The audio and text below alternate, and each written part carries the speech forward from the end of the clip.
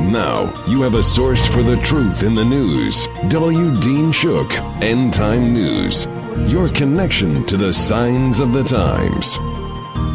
And welcome to End Time News. I'm your host, W. Dean Shook, and I want to give you a point of reference before we start this update. And that's Psalms 83, verse 1 through 8. Now listen to what this says.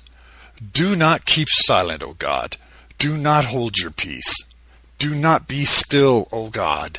For behold, your enemies are a tumult, and those who hate you have lifted up their head.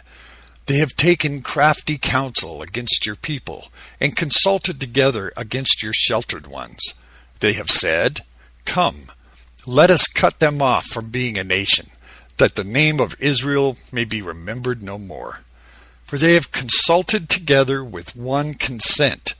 They form a confederacy against you, the tents of Edom and the Ishmaelites, Moab and the Hagrites, Gebel, Ammon, Amalek, with the inhabitants of Tyre.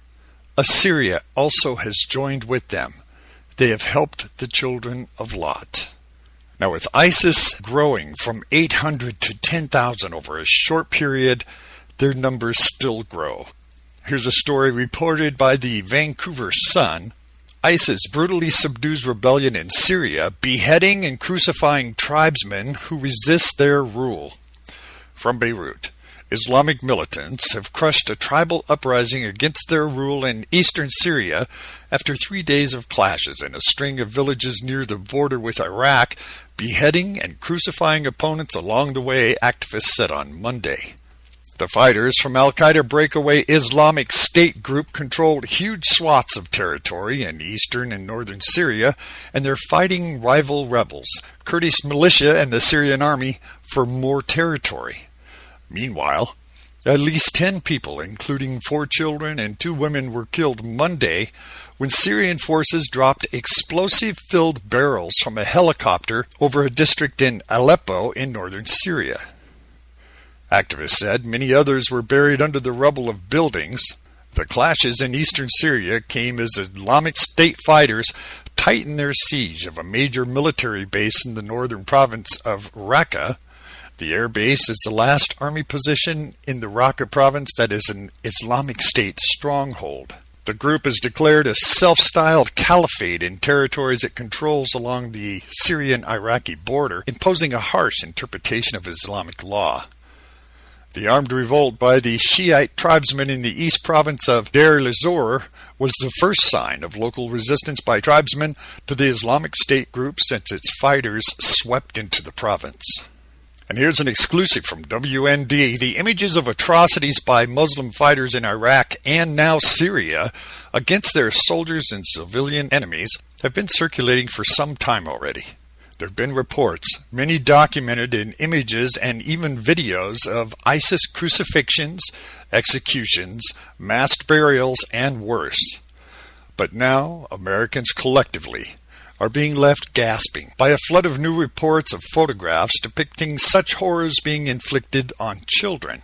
One such report came recently from the Anglican Communion's news service, which said the son, age 5, of a founder of Baghdadi's Anglican Church was cut in half during an attack by the Islamic State, a name by which ISIS is also known.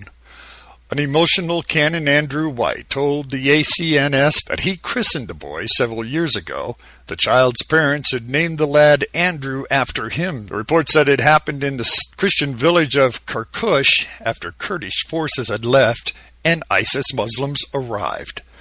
It described how men were carrying away the bodies of children who died. ISIS fighters would crucify victims because to them, crucifixion is especially humiliating due to its Christian implications. There are videos showing children lying in rocky fields where they died, a woman whose throat was cut, and the decapitated bodies of children. Well, and here in America, here's a WND exclusive. Suspected American militant who pledged allegiance to ISIS is held without bail after being arrested at JFK. A Brooklyn judge ordered a suspected American militant who pledged allegiance to the terrorist leader of ISIS held without bail after he was arrested at Kennedy Airport. The Daily News has learned that FBI agents nabbed Donald Ray Morgan, a 44-year-old ex-convict from North Carolina, on August 2nd when he returned to the United States after an 8-month stay in Lebanon, where his wife lives. Morgan, who has a previous conviction for firing a gun, had allegedly been brokering deals for military-grade weapons and ammo in his home state and was indicted for being a felon in possession of firearms. But what caught counterterrorism agents' attention were his chilling Twitter rants from the Middle East under alias Abu Omar Amalik. Assistant Brooklyn U.S. Attorney Judge Moore presented a sampling of the evidence to Magistrate Raymond Rise at a bail hearing last week to support his argument that the alleged gun trafficker was too dangerous to return to North Carolina on his own. He said it's possible that he traffics in guns to people in his organization, ISIS, according to the federal court, and besides pledging allegiance to Chief ISIS thug Abu Barik al-Baghdadi, his tweets strongly suggested he may have been preparing for jihad in Syria, Iraq, and possibly the United States. We already know anyone can cross our border. The government lies about it. Remember these quotes and the truth? The border is secure. Martin Heinrich talked to the caucus today. He's a border state senator. He said he can say without any equivocation, the border is secure. You may be surprised to learn who agents are catching trying to cross the border from Mexico. We reviewed congressional reports and traveled to the Southwest to find a threat that affects us here in Metro Atlanta. The Border Patrol uses ATVs and horses to patrol the 2,000-mile southwest border. Most of the illegals are from Mexico or South America, but thousands are classified as OTMs, other than Mexicans, including hundreds from nations that sponsor terror. These are the records we obtained at this federal detention center near Phoenix, Arizona. We found illegals from Afghanistan, Egypt, Iran, Iraq, Pakistan, Sudan, and Yemen in custody. We have left the back door to the United States open. Former Arizona Congressman J.D. Hayworth has seen the intelligence reports. And we have to understand that there are people who definitely mean to do us harm who have crossed that border. This Arizona rancher doesn't want to be identified because he fears the Mexican cartels who smuggle drugs and people near his property. This Muslim prayer rug was found on his ranch. It's just one more indicator that there's a whole lot more than just a few poor Mexicans coming into the United States. There's more. This congressional report on border threats confirms members of Hezbollah have crossed the southwest border. It also contains photos of military jackets found on the border. The Arab insignia reads, "Martyr, way to eternal life." The other depicts a plane crashing into the Twin Towers. The American public has been kept in the dark about this whole issue. Was a Border Patrol agent for 20 years.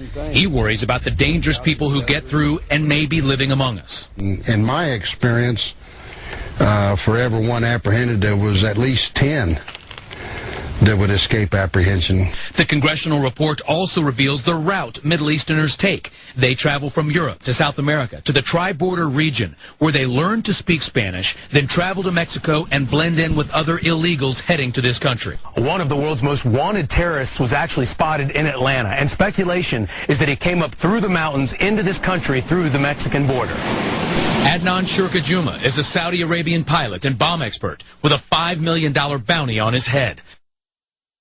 He spent time in Atlanta just prior to 9/11 and left on a bus. In 2004, Shurkajuma was one of 7 al-Qaeda members the feds were looking for after they were spotted in Central America and believed to be heading for the U.S. The most grave concern from the congressional report, that Mexican drug cartels will help terrorists smuggle weapons across remote border crossings. Because if we learn nothing from 9/11, certainly we should have learned that borders are important. And former Arizona Governor Janet Napolitano is now Secretary of Homeland Security. We wanted to ask her about the border threat, but our request for an interview was never answered. A lot of eyes are on Arizona right now because of the controversial immigration law. But there is another concern there many people know very little about. People from terrorist nations are among the hundreds of thousands of people caught each year crossing the Mexico-U.S. border. Channel 2's Justin Farmer recently traveled there and shared what he learned with a Georgia congressman. Justin. Well, Monica, we have documents showing people from Afghanistan, Iraq, Pakistan, all in custody for trying to sneak into the U.S. from Mexico. We rode along with Border Patrol agents to get a sense of what it takes to get here, and we surprised Congressman Paul Brown with what we learned. Spot something?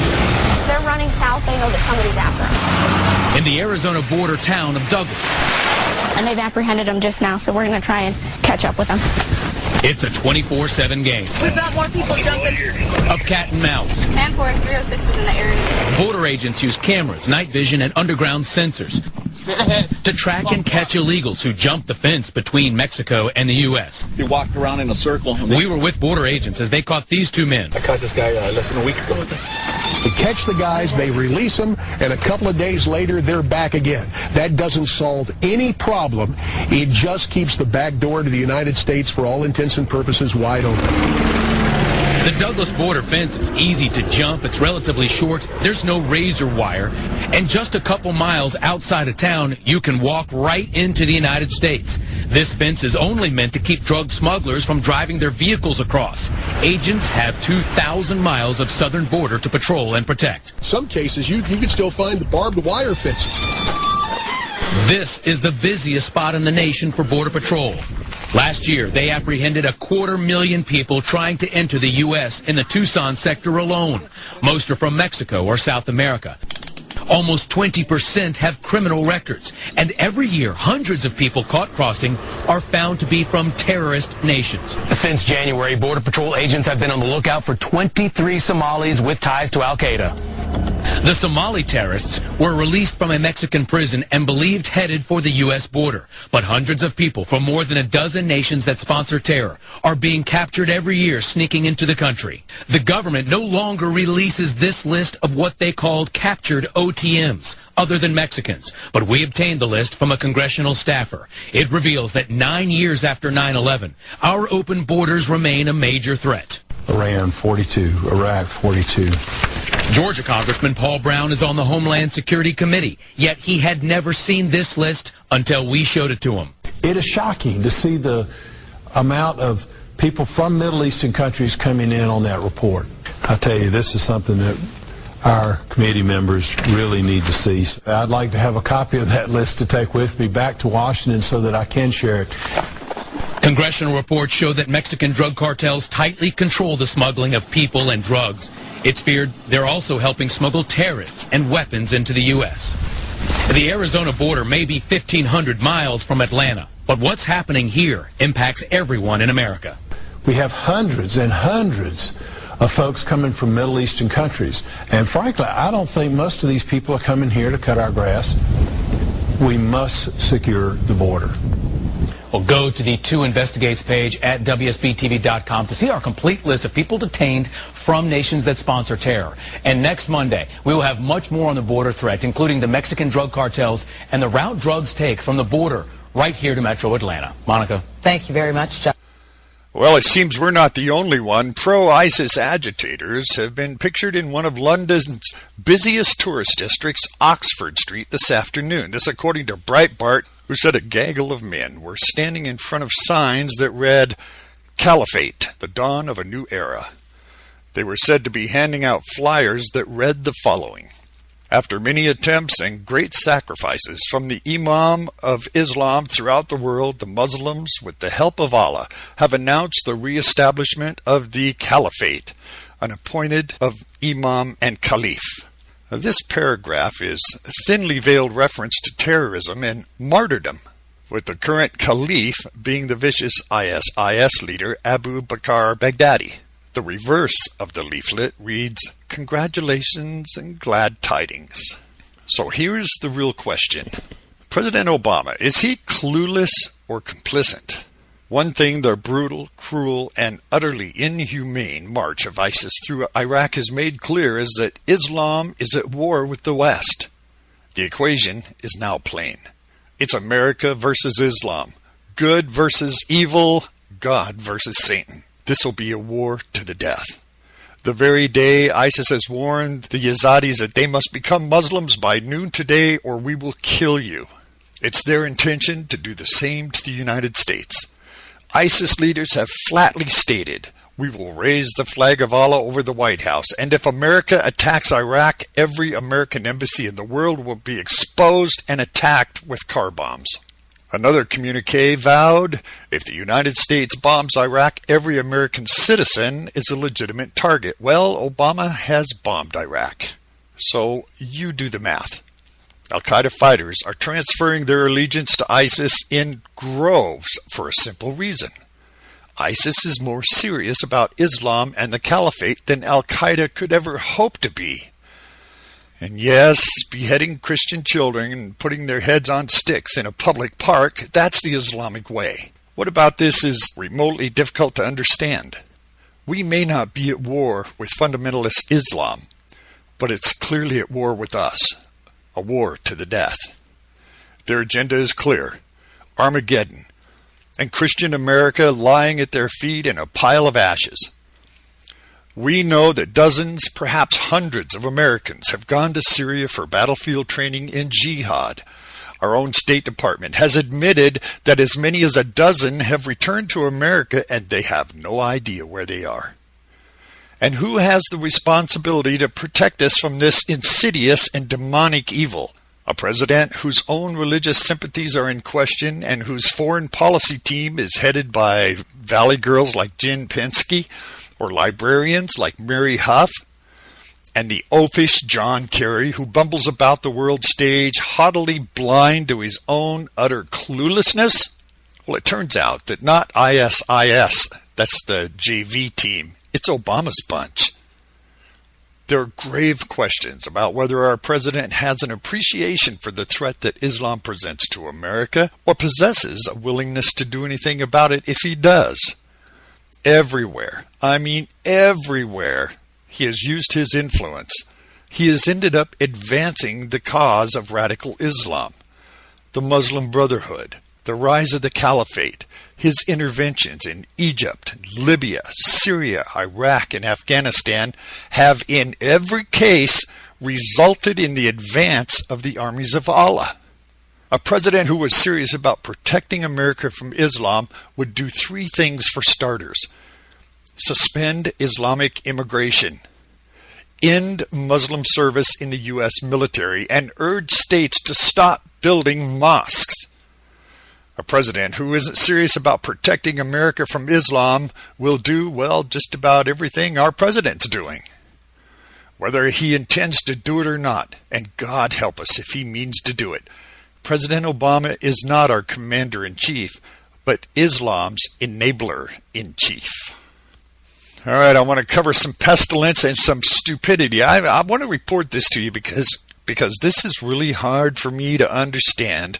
I'm going to report it to you. Maybe you can make some kind of sense about this. According to Bloomberg, the Ebola drug supply is exhausted after we sent all of our doses to Africa. Now, why would we send all of our Ebola doses to Africa and then bring people with Ebola into the United States? Well, the Ebola drug, according to Bloomberg, given to 2 Americans and a Spanish priest, has been sent to treat infected doctors in 2 West African countries. The supply of the medicine is now gone, its manufacturer said. Countries including Nigeria and Liberia have requested the drug called ZMapp. Now, MAP Biopharmaceuticals, Inc., based in San Diego, said it has complied with every request for the drug that was authorized by legal and regulatory authorities. The drug was provided at no cost, according to MAP. It's our understanding that all patients offered treatment, treated or expected to be treated, were or are highly capable of providing informed consent forms to use an experimental drug not yet evaluated for safety in animals or people. The company said yesterday in a statement, MAP and its partners, Dreyfus Inc., a subsidiary of Reynolds America Inc., are working with the U.S. government to quickly increase production, the company said. Additional resources are being brought to bear on scaling up, the company said.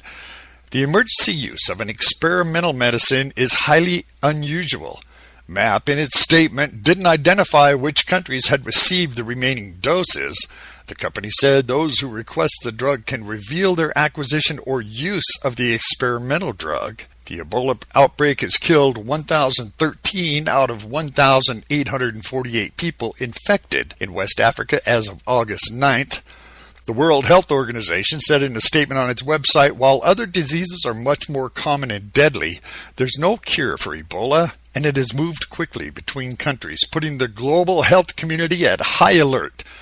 Widespread malaria, which killed more than 600,000 people last year, is preventable and curable according to the World Health Organization, and still 600,000 died from it. You can email me at contact@wdeanshook.com. You can see these full stories on our website at wdeanshook.com.